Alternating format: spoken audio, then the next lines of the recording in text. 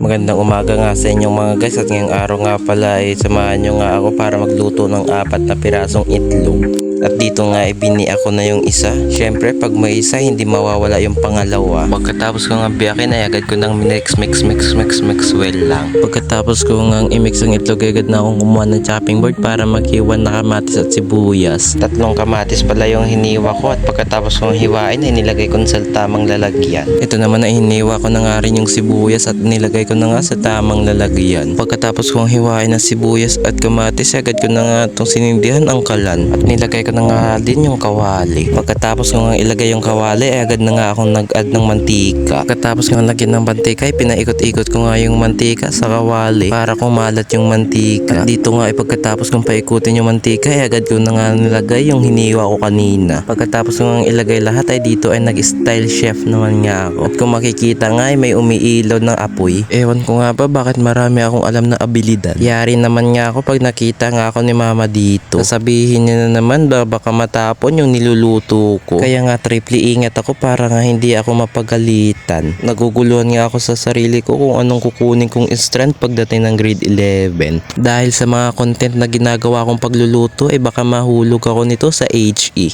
Pagkatapos kong baliktarin ay agad na ako kumuha na lalagyan para nga isalin ito. Shoutout nga pala kay Cyril Anala. Kung nakita mo nga pala ito ay mag-comment ka nga sa comment section. At hanggang dito na lang yung video ko mga guys. Bye bye!